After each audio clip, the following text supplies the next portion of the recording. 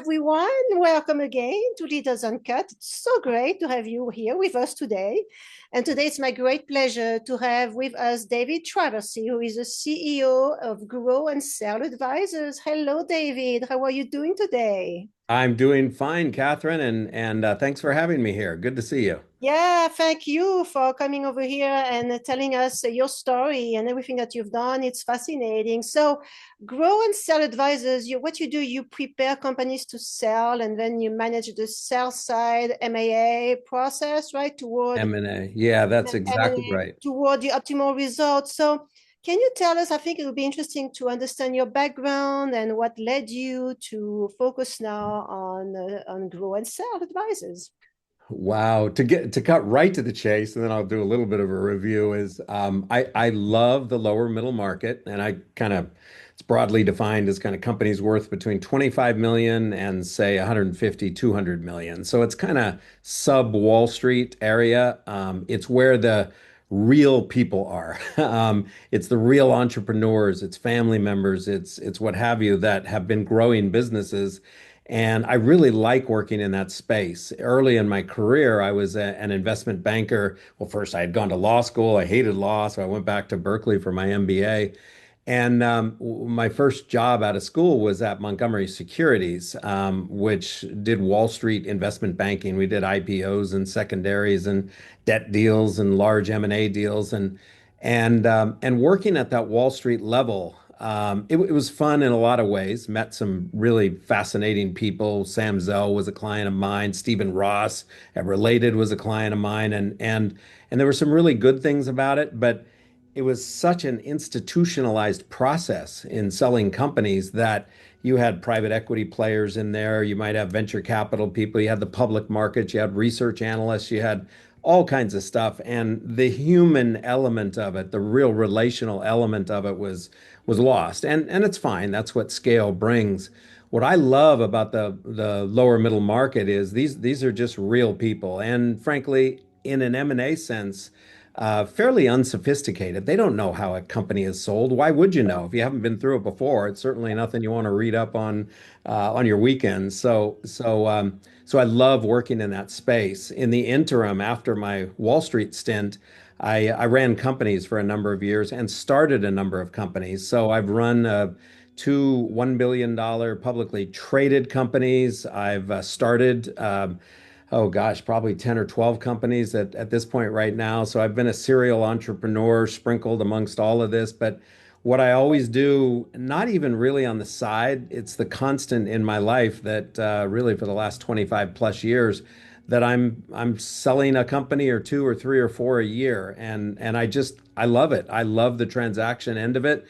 Sure, there's hassles with everything, but I like that I bring real expertise in there. I also like that I kind of have the luxury of only choosing to work in environments that I really want to work in now. So I turn down way more deals than I take on because I spend time and maybe the entrepreneur just isn't my cup of tea. And I say, for a year-long transaction, this is not going to be fun or rewarding for any of us. So I only work in situations and with people where there's a lot of mutual respect for each other, and we can work in a really good, holistic way. So Mhm. that's what I do now. And then I also counsel companies to get to that point of an exit because it's fine to wake up one day and say, okay, I'm ready to sell my company. Well, there's a gazillion things that you better have prepared to put you, in an appropriate place to sell.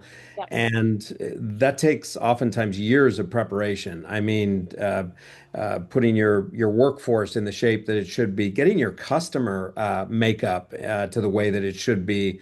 I had a potential client, ended up not being one. Last week, they called me up and they said, okay, I think I'm ready to sell.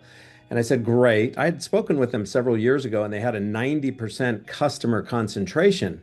And I told them back then, I said, you can't sell a business with 90% customer concentration because that one client goes away, you're worthless. And So they came back and they said, okay, we've really improved our concentration issue. It's now 75% instead of 90. And I said, you're just still not there.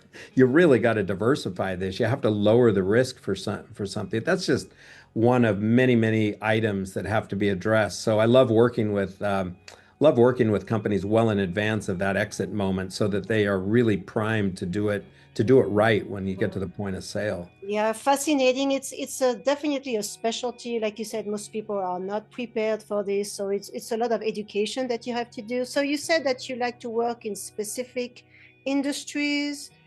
What are those? I actually, to the contrary, I call myself a generalist, Okay. M&A advisors, and I'm a practical generalist. So I've worked across so many different industries, and the question for me up front is, can I master this business, really understand it intimately? Because my client needs to know that I know their business as well as I need to for this process. Yep. Secondly, do I know the buyer environment out there? And am I going to be able to reach the buyers for this company, really have a sense for who the optimal buyer is? But I'd say 80% plus of industries, I feel really good about going into that industry. And so many of my sales have been first time entries into that, whether it's oh, a human resources space, a manufacturing space, a business services space, whatever it is. If I feel like I can do those two things, then I'm good to go with it. And frankly, I like it. I like being exposed to new industries where I'm learning something.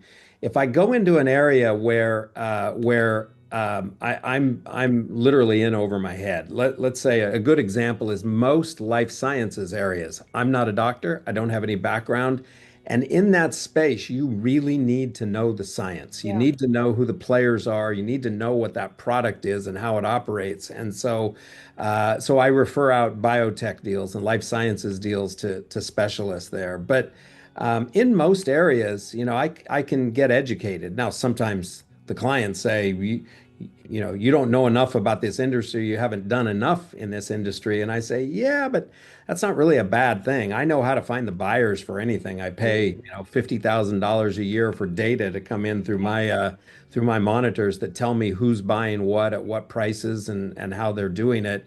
And lots of times you're almost better having somebody who's not steeped in the industry. I had a deal down in Texas a couple years ago where I lost the assignment to a larger boutique, but still boutique investment bank. Turns out they were steering the transaction towards a buyer that they really wanted to do much bigger things with. And so they didn't really give the client a good market opportunity to get the highest price. They really steered it towards somebody they were close to. And it sure, in the long run, it enriched that advisor, but I think it served to the detriment of the client there. And that stuff goes on. I mean, not to say everywhere, but it does go on. There's a lot of money driven folks out there in this Yeah. industry. So I mean that I can understand for sure. So I would be interesting to know because it seems like the VC market has been very challenging over the past couple of years, and of course the economy. There's so much uncertainty. So how is that going now? How do you see the environment evolve in the next year or two? And which industries do you think will be able to take advantage of any type of change, of positive change going forward? yeah, so that there's a lot there. Let me see here. VC industry and then just kind of the the buy side environment out there Yeah. and which industries. Okay, so you've asked, we're going to need about 3 weeks for the rest of this the rest of this podcast here, but yeah, things are what I'd say choppy and they're definitely they're complicated. The one overriding thing that exists out there, which a couple of years ago, when the private market really slowed down and everyone kind of backed off and M&A activity dropped pretty dramatically, once we got through that period, buyers started coming back to the market, and they did so because of this overarching condition that we have, and that is that there is more private capital, d dry powder is what we call it, but more private capital available for purchasing companies than has ever existed in the history of humankind. There's something in excess of $4 trillion, and these are primarily in the hands of private equity players. And their job is to go out and buy companies. They don't make any money if they sit around and decide to wait a cycle out for several years. And the second place is corporate M&A money, just companies that are, whether they're publicly traded or private, but their whole job is to grow their business. And if they're not finding enough organic growth, then they're going to do that through acquisitions. And so between in those two buckets, over $4 trillion of capital. So that the holders of that money need to earn a return on investment. And in particular, the private equity folks, they're out of business if they don't put their money to work. So they're very motivated. And so I call that the overarching condition because so many deals are getting done now that even 10 or 15 years ago I'd gone, no, that can't get done. And here's why. Well, they are getting done now because of this excess money that's available. So, it used to be like local HVAC companies, heating, ventilation, air conditioning companies. There was no place for them in the capital markets. Well, now there's roll-ups going on and small HVAC companies and electrical contractors and landscape companies and car wash chains. They're being bought up, and there wasn't even a market for them, years ago. So the industry almost isn't mattering so much anymore. I think the one exception to what I just said is if you're in an industry where AI could potentially represent a deadly blow to you, Yeah. then you've got to be really careful. And maybe there is no market when you get out there. I had a potential client who came to me a couple years ago, 2 to 3 years ago. And what they did is they sold data to local real estate agents around the United States. And they had an amazing cast of clients paying them monthly for this research. And I want to say somewhere 20, 30,000 agents around the country and doing well. Business was doing very, very well. And they decided they wanted to get a little bit bigger and get a little bit more money. And I said, there's this thing called AI, and we're just all hearing about it right now. And I don't know, I'm no expert in AI, but this is something that could put you out of business. If you want to sell, now's the time to do it. Let's go very, very quickly before anyone can really think this too much. And sure enough, they chose to wait. And a year later, their company was worth about a quarter of what, we thought they could get in the market out there. So I think AI is something that you have to be aware of on every level. I think it's fascinating and so exciting, but you have to be aware of it because it can represent a company killer and oftentimes an industry killer in some cases. It does. It is disrupting any industry anyway. It's just the beginning. So you really have to be forward thinking here as to the impact of AI in your business, and then maybe find new ways of differentiating yourself or finding partners that can also help you diversify, right? I mean, that also, I'm sure you're dealing with this as well, right? Yeah, absolutely. And Catherine, I think you must find this in your business and you do a phenomenal job in the branding space. But I think what what we're all struggling with now is how do we preserve and find and identify and still honor authenticity? So, you can brand things lots of different ways, but at the end of the day, what you're branding has to meet with the truth and the reality. Or consumers find out, everyone finds out, and there's an incongruity about all that. So authenticity ought to always be the goal. Yeah. And I think combine that with the human element in everything is I believe that AI will never take over the world. It's not going to come back and kill us or anything. It is going to so dramatically change so many industries and change us and change our lives. We have to find out where is the human element and where is the human element still going to be needed. I was listening to some podcasts out of the New York Times over the weekend, and they had a gentleman, I forget his name now, but he was on there talking about it, and it was like humans are always gonna have some intrinsic and extraordinary value that can't be found in an AI model. And so that's kind of the pursuit of everyone is okay, we got to use all this, we got to use all this, but how do we stay true to ourselves and how do we protect and leverage the human element of what we're doing? It's critical. I call it being extra human. And the world of marketing has been changing drastically. Ad agencies have suffered dramatically. My company I've been forced to reevaluate everything myself Yeah. because people thought right away, I can do this myself. I don't need you anymore. And, Yeah. and also they do it, but they realize it's not working because behind those changes that they are implementing themselves, there is no strategy and there's Yeah. no consistency and the brand positioning is not right and they think it's right. Right. So Right. all those components still exist, but why am I doing podcasts? Why am I doing videos? Because people need to see you. The trust factor has been heavily damaged because of AI. Because Yeah. people, I mean, you see a message, you don't know who is that? Is that real? Is that a computer? Hmm. Where is this coming from? So I always tell people, show yourself. Don't be afraid on seeing yourself on videos, whether you like it or not, but utilize mediums now and tactics that most people don't use, but show yourself. If Yeah. you show yourself, you are real. You're not a machine. You show emotions, you show emotional intelligence, you show that you're here to be trusted, and that you're here consistently to help people resolve their problems. I mean, at the end of the day, this is what people need. Yeah. And at the I write about this in my book. I came out with two books a couple of months ago, published by Lincoln Publishers, and it's this is not a commercial for that, but it's how to grow your company and how to sell your company. And what they really are is 100-page guidebooks on both those topics. And in how to grow your business, I qualify it up front to say this is a decidedly relational approach because I've just found how the relational element of business is something that's ignored by almost all MBA programs, and to basically MBA programs will favor the transactional side of things, but the relational side of business is where I've found that all the magic happens. Yeah, And yeah. one of the chapters in there, I talk about a mantra that I've had, and it's not really so much of a mantra, it's more of a funnel for how business gets done.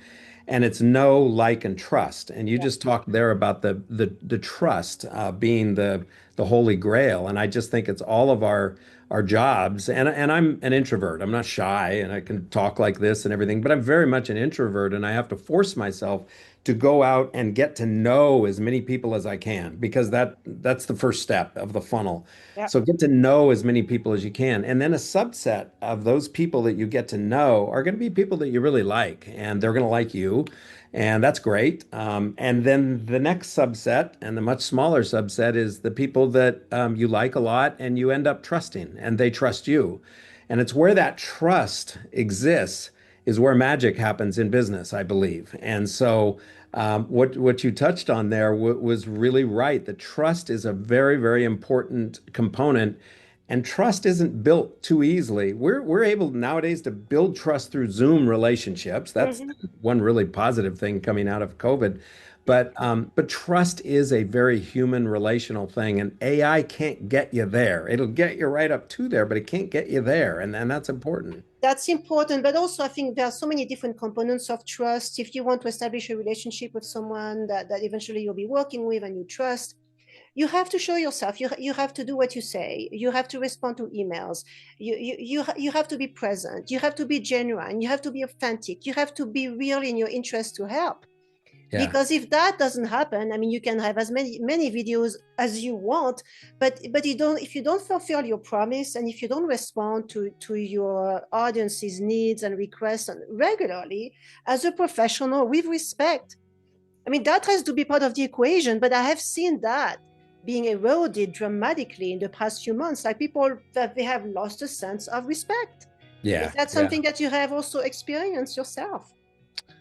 Yeah, it's interesting because this world is it's chaotic. You know, I wrote a book back in 2007 called The Source of Leadership, And what I really tried to get at in that book is the eight drivers of leadership, not the traditional ones like, oh, a leader has to form a vision, a leader has to recruit the right people, not all those tactical things, and not the kind of, traits and characteristics of a leader, but really the deepest energies. And I went down to, really leading off the book with present awareness. And I started meditation about 30 years ago God, I don't know where I was coming out of, but someone turned me on to it, and I became a daily meditator. And I'm not a woo-woo kind of person, but I do know one thing is that has helped me with just present awareness, that Yeah. we've got to find a way to ground ourselves. And I write about other things in the book like intention and personal responsibility and all that. But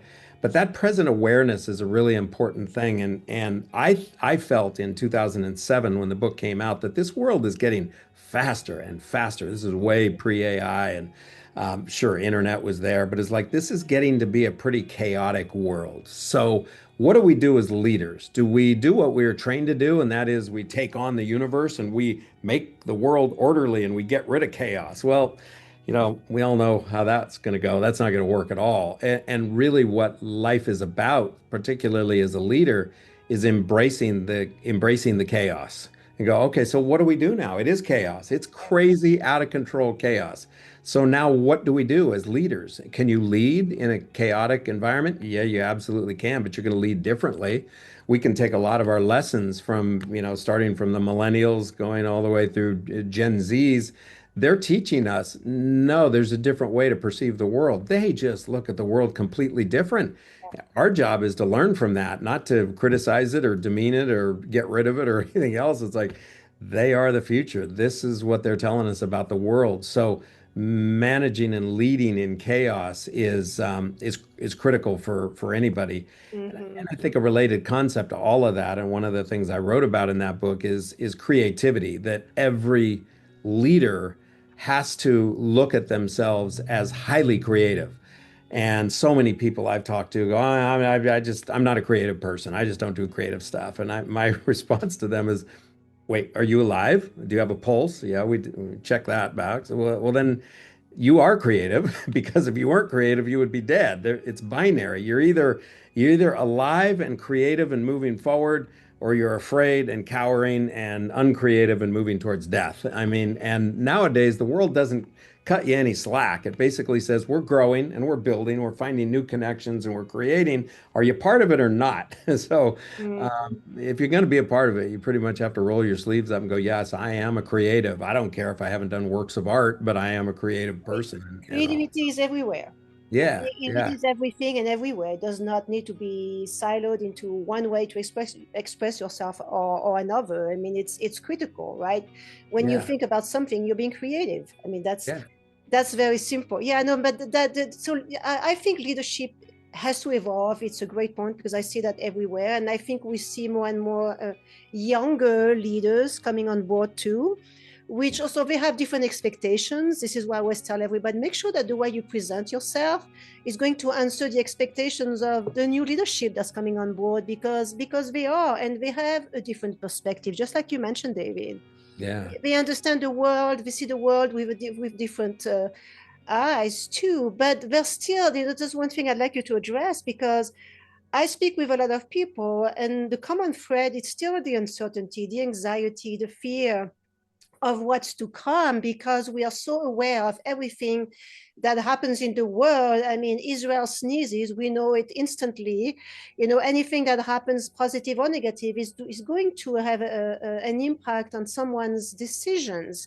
And it Yeah. seems like things are still very frozen right now, which creates more anxiety Yeah. and more of emotional challenges that are also creating some chaos in the business world. I mean, that's still happening. So how do you see that evolving, David? Are you optimistic? And if you're optimistic, what is it that you see, and what should people do in order to get out of the fear mode that seems to be prevalent everywhere right now?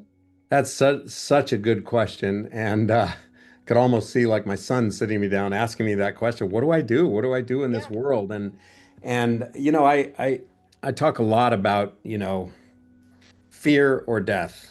And you can also say, well, I'm sorry, fear or love and life, and or death and love and life. I mean, they're kind of binary, these both behaviors and actions and all that. And I think if people really realize, wow, I mean, it's the calculation is a lot simpler today than it was, because I think it's almost jungle-like. It's like binary. Are you going to be a survivor in this, or are you not going to be a survivor? And I think to your point, I think survival requires the ability to be presently aware Yeah. and grounded in the present moment. If you're worried about the future, if you're, regretful about the past or whatever, absolutely wasted thoughts, emotions, and everything else. I think being grounded in the present moment and just your pulse on everything gives you a confidence that, oh, I kind of know what's going on here. I'm not going to be 100% perfect, but I'm going to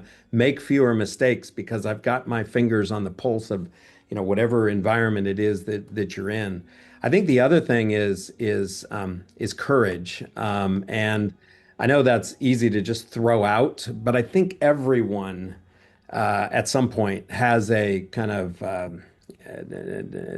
coming to Jesus, if you will, but a day of reckoning and a moment in their lives where they can cower up and shrink away, or they can stand up in the face of whatever, no matter what. And this is those moments of courage. And I think courage is really what's needed here. And if somebody is struggling a little bit with, well, I'm afraid, and I don't know, I don't want to make a mistake, and I don't, it's like, well, get over it. I mean, fail forward, as they say. Get Yep. out there and do something, because the biggest thing is not doing something out of fear. And Yep. that's where you're absolutely guaranteed you're going to lose. But at least if you step forward, there's a chance you'll win. And frankly, the more you do that, the odds of you winning are going to get better and better. And So I think it's those two things. I think it's present awareness, which requires some detachment from thinking and worrying. There's that saying out there, again, it's kind of in the woo-woo category, but it's, don't believe everything you think.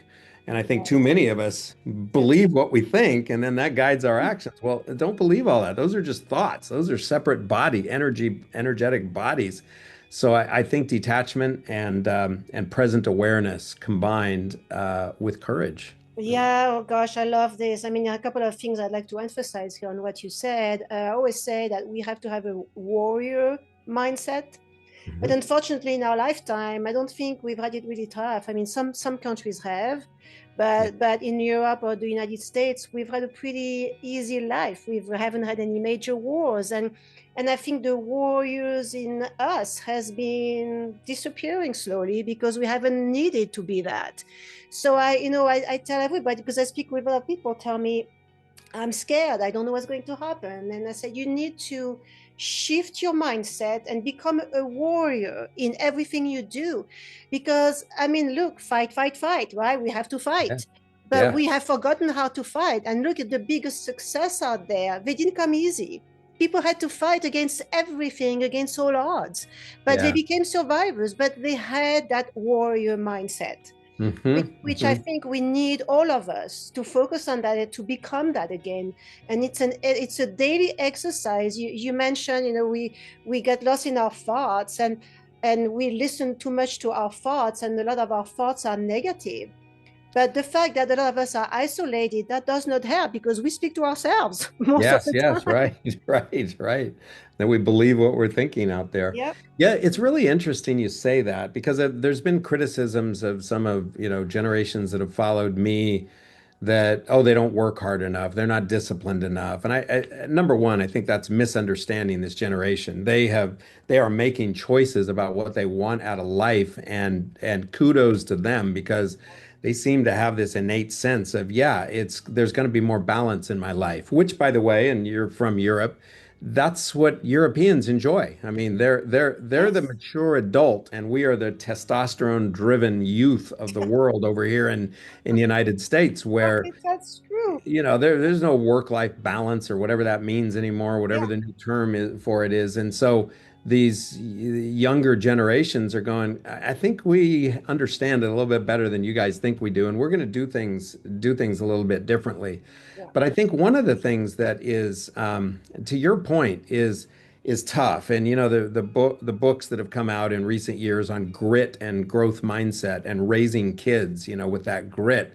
Yeah. I think it was Malcolm Gladwell or something like that. It said that, you're the best odds of becoming a very successful business person, even a billionaire, are, you know, have your father leave home when you're a year old, have your mother become a drug addict, spend time in prison, be on federal assistance, and you line all those things up, and you're going to develop grit and growth mindset, and that's kind of what you need to succeed out there. Yeah. And I am a believer of that. I was not a silver spooner myself and came from, very challenging childhood.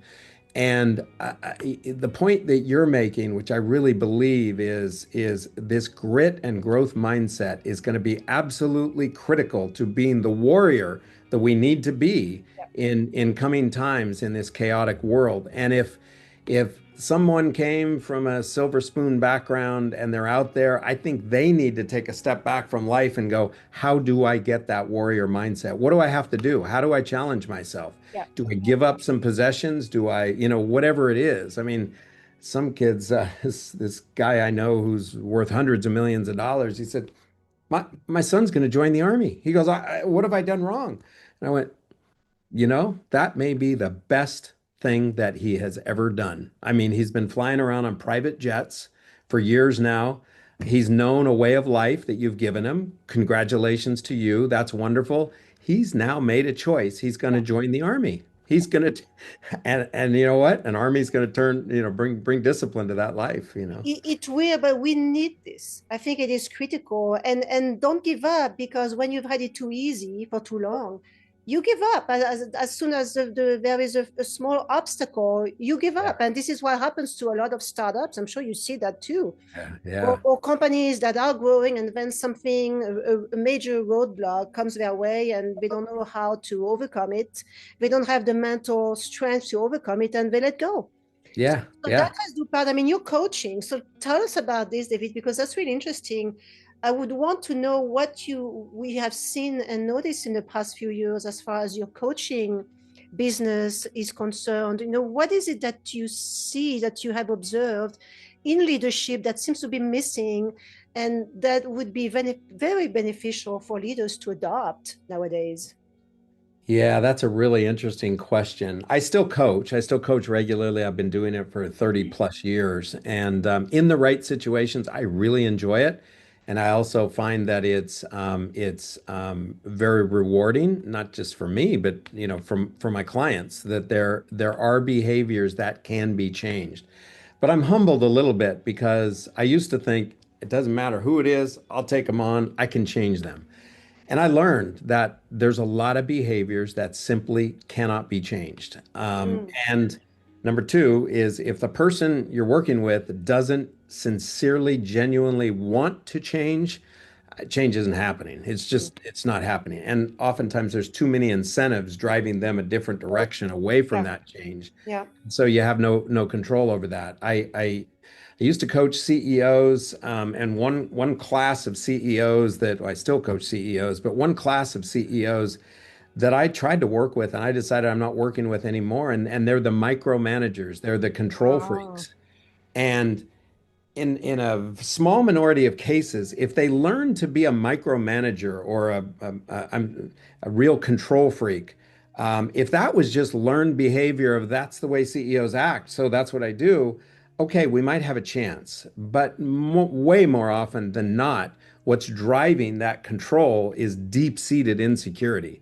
I mean, what they needed more yeah, than me is they needed a psychotherapist to go yeah, back to their childhood yeah. and figure out what feels insufficient in their being that they need to control everything in their life.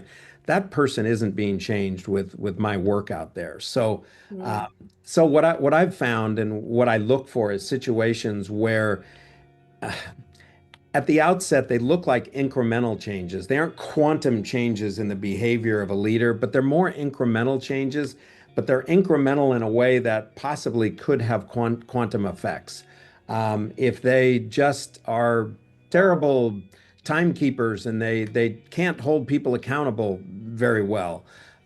Okay, that's a behavior I think we can move in and we could put processes and procedures in place to increase the accountability that they're holding team members for. mm, Mm. If they're struggling with creativity, they know they need to be creative to succeed as a leader. What can they do there? Well, there's a lot of things that I can do on the creativity side that are a lot of fun and they're life changing and they change their relationships and everything else. So I am way more discerning about the situations that I'll go in and coach right now.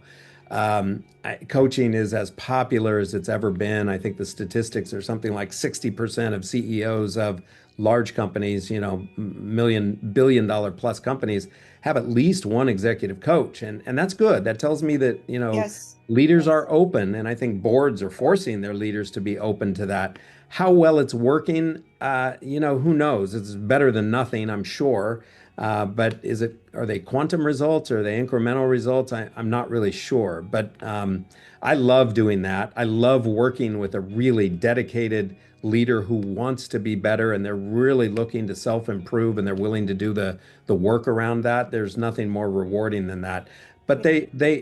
I'm more discerning, so those are harder to find. It Yeah, used to no, be. I totally agree with you. It's interesting also how some boards of companies select CEOs, but very often they select the wrong CEOs. Yeah, And then yeah. they wonder why the company is not working, right?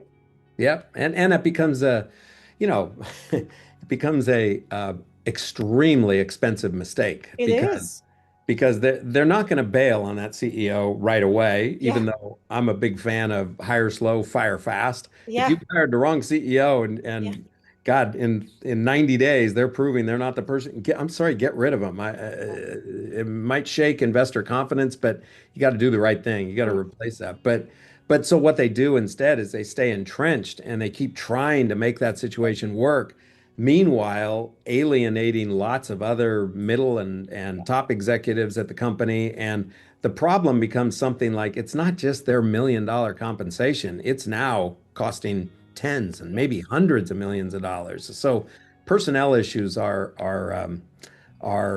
God, they're among the most important out there in business. One of the things I write about in my book, I think in both my books, maybe all three of the books, is I think we need to this I really expanded on in the first book, The Source of Leadership, is embracing intuition mm, is extremely important for leaders now.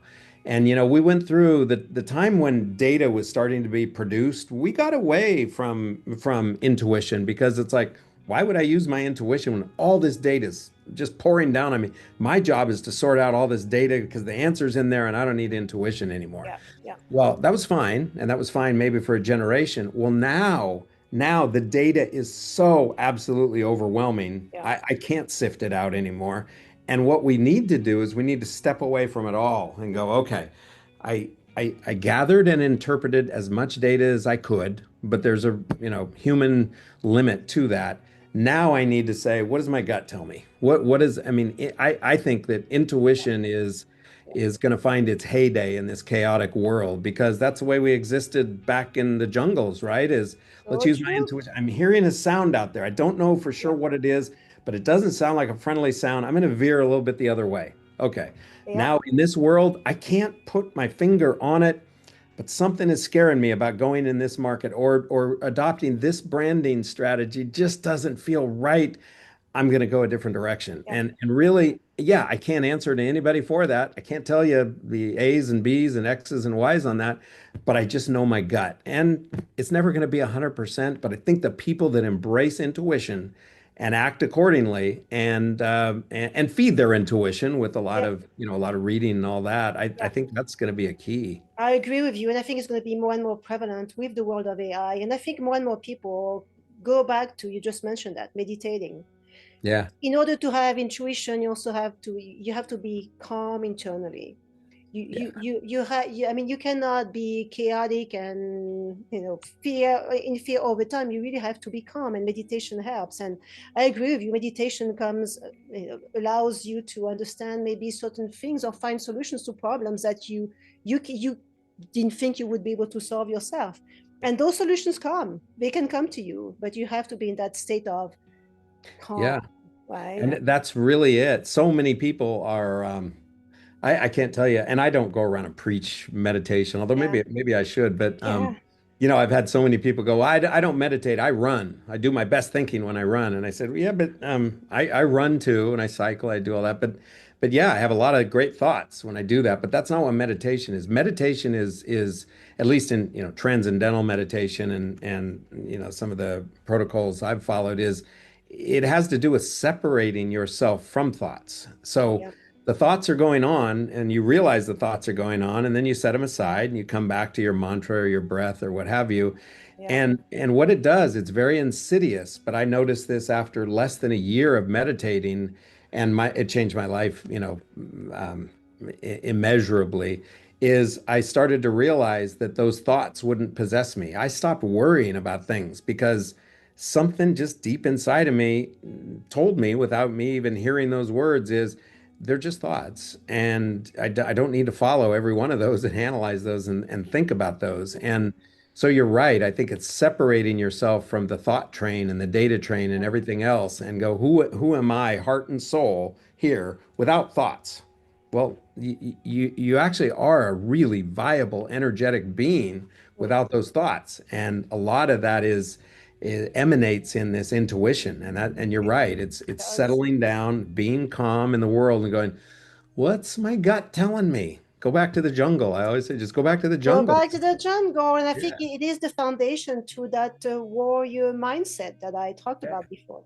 Yeah. Yeah. This is it. It's warriors in the jungle, you It's know. warriors in the jungle. Hey, we could write a book, you and I, about this, David. It's true. And the fun of it is there are no rules in this jungle. That's And right. I mean, there are. I say that, but I also honestly believe in basic moral virtues and Yeah, qualities. And there is a right and a wrong. There is something called love, and there's something called hate. And I believe in all those. And so, those I think are part and parcel of it. But in terms of how to survive, once you decide you're going to love and you're going to be fair to people and you believe in the golden rule and things like that. Now it's which path do I take? That one feels like it's more dangerous. This one feels a yeah, little safer. I think I'll go that route. yeah. So Anyway, we could speak about this for hours, right? It's fascinating, right? So I have one more question for you. So sure. you're a chair, you're Tiger 21 chair, Yeah. right? Yep. And of course, you've been working with a lot of high net worth individuals that have been focused on wealth preservation, legacy, that's critical. So, what lessons have you learned about success and fulfillment from these leaders, from these very successful people? Very good question, and I get that asked that a lot. And I love my time with Tiger, and I think every one of I have 15 members in my group, and I'm launching a global group right now that'll be a Zoom based group of people all over North America and Central America. And you know, Tiger attracts a certain type of high net worth individual. It's not every high net worth individual that would work with Tiger, but they're people who really are looking to live their best life and in all dimensions. And so this topic comes up a lot, the exact question you ask. And I think that the one learning I have is that all this money and this wealth and the homes and the cars and the private jets and everything that comes with it is really more of a hassle to those folks. It's something more to manage. And you ask every one of them, where's the real value in life? And they will say, almost without exception, it's in the human connection. It's in the connection Mm, to people. It's the ability to forge meaningful connections and to live more of a life of love. And I don't say that in a woo-woo sense. It's just that yeah, it's that human connection and the love of other human beings is where it's all about. And I don't care if they have 50 million or 550 million, they're all saying the same thing. Frankly, a lot of this wealth is tough to manage, and it didn't bring me one iota of happiness, incremental happiness in my wow, life. It's wow. all about the human connection. And if this wealth brought me more human connection, well, then there's some value in that. But Right. aside from that, it really boils down to human connection. So, Isn't that interesting? And it is so true. And I think that's another thing that AI is doing. I'm seeing this more and more. People need that human connection, especially yeah, after 2020 and COVID. yeah, I yeah, think the world is turned around where we now awaken realizing maybe I should talk to my neighbor. yeah, Maybe I should see if the old lady who lives next to me needs something. Maybe I should be there for her. Right, And I right. always say people who struggle, because I have been struggling. I'm a human too. But what always helps me is to think outside of myself. What can I do to help this cat that seems to be abandoned? What can I do to help this woman who lives on the street because her husband just died and she was kicked out of her house? Yeah, what, yeah, what, what can I do to change my community and take some action? It doesn't need to be gigantic, but just doing one thing once in a while is going to change someone's or pet's life or something. Is going to bring some positive in your neighborhood. I think that's what this world is forcing us to embrace right now, is that humanity that we had lost. yep, yes. It's you speak to the open-heartedness, and if you kind of lead with, I need to open my heart, Yeah, and when I open my heart, I see more connections. yeah, And I'm able to actually make more connections out of yeah. that. Well, what's the definition of creativity? It's seeing and making connections that haven't been there before. And what have I always said about creativity? Creativity is life. Lack of creativity is a step towards death. So you hit on it exactly. It just starts with that open heart all the way through communication and engagement with other people. Yeah, and when you focus your attention on something else or someone else, your fear and your struggles will dissipate. They will diminish for sure. Like you've probably heard, if you're feeling a little down, a little worried or something like that, start a gratitude journal. Just start writing down, I am thankful for Yes. this. It is impossible for the human being to feel negative thoughts when you're really genuinely feeling thoughts of gratitude. Yes, It's I love impossible. it. So, Oh my God, this is a great way to end this podcast, David. This is just beautiful. Like I said, I could speak with you for hours. It's just so it's nice. fun. We'll stay in touch. Yeah, we'll stay in touch for if you had something to say to end this to my audience here, that a major lesson that you have learned in your life or something that you had to overcome in your life that you would like to share with my audience, what would that be, David? I think it's just what I hit on there. What I've learned more and more, and we all have challenges, we have successes, and everything else. But I'm learning. It's hard for me as an introvert because I'd rather just go read a book or strum my guitar Yeah, or do something. I have to force myself to do this, but that human connection, okay. it makes for really good, productive, and profitable business. It also makes for a really warm, fulfilling life. That's Yeah, what I'd say. got it. Great. So if someone is interested in getting hold of you, what's the best way to do that? They should email me at dtraversi@traversi.com. You can also get there by info@traversi.com. Okay. Traversi, that entity owns a lot of businesses, including Grow and Sell Advisors. But Okay. go to my website at traversi.com Okay. and Grow and Sell Advisors is there. And of course, I have a big LinkedIn preference or presence as well. So by all means, reach out. I love meeting people because that's the first part of the funnel. There Meet we as many go. people as you can. So Grow your network, because yeah, if you that's want to. and not for, one of the chapters of my books is called networking or not working. And I'm not a believer in that whole, oh, I go to all these functions and I exchange business cards. That's not it. I'm talking about genuine, authentic connection with people. And Yeah, so yeah. anyway, Okay, that's great advice. Thank you so much for participating in this podcast. I really appreciate it. thank you, Crathen. Take care. All right. Thank you so much, everyone, for watching. Please share this video on your network. It will be published on YouTube. It will be published on LinkedIn, of course. But I need you to spread those words. And sometimes someone needs to hear what we just talked about. Someone needs to utilize the help of an expert like David because they're thinking about selling or they're thinking about getting acquired or maybe partnership. So it's really important to have this type of expertise because it will be a game changing for the outcome, for their exit. So I really ask you to share this as much as you can.